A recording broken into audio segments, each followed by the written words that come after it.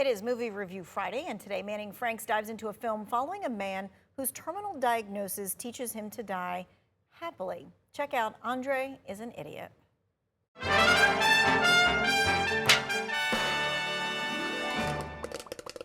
Cancer is fill in the blank yourself.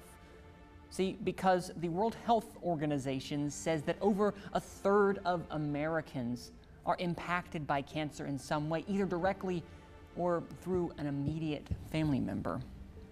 I myself lost my father to cancer.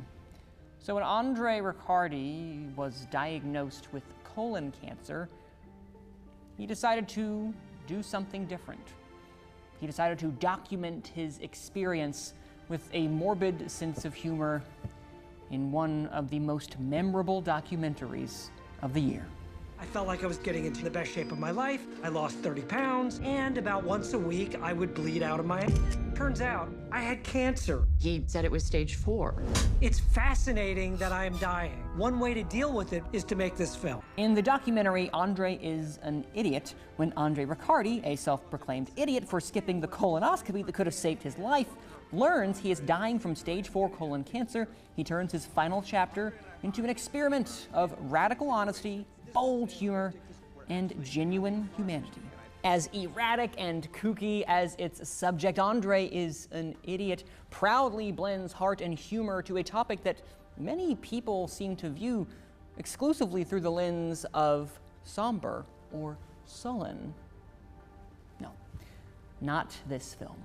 Instead, it takes a cartoonish mallet to that expectation and smashes it. Director-editor Tony Benna fully leans into the chaos, telling parts of Andre's story through fever dream stop-motion sequences, while also grounding the film in the vulnerability of his lowest moments. It's a delicate balance, and Benna and his team walk that tightrope impressively well.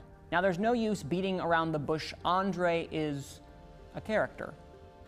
He will undoubtedly rub some viewers the wrong way, but if you are willing to go on this journey with him and his family as he literally battles cancer, you will be rewarded.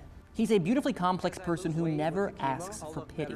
Instead, he leans into irreverence, confronting a terminal diagnosis with humor and defiance. You cheer when he cheers, laugh when he laughs, and yes, weep when he weeps.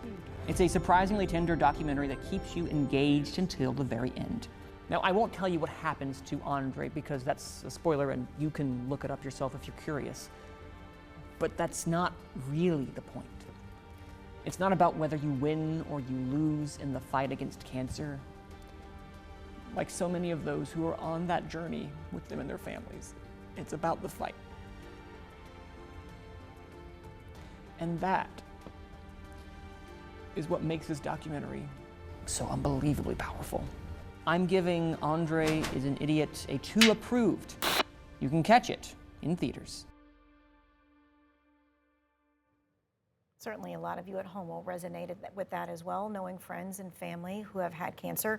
Director Tony Benna says the goal was always to capture who Andre was. Manning also has talked to the director about working on this very tender project. I feel like in 90 minutes, you get to meet the friend that I knew. And my litmus test for that is the fact that the family, Janice, Tallulah, and Lila, all agree that when they watch the film, they get to spend 90 minutes with Andre. And so to me, that's the greatest sense of, I guess, pride of accomplishment in this film, is that it's a very authentic portrait of who Andre was. Again, you can catch Andre is an Idiot only in theaters. We'll be right back.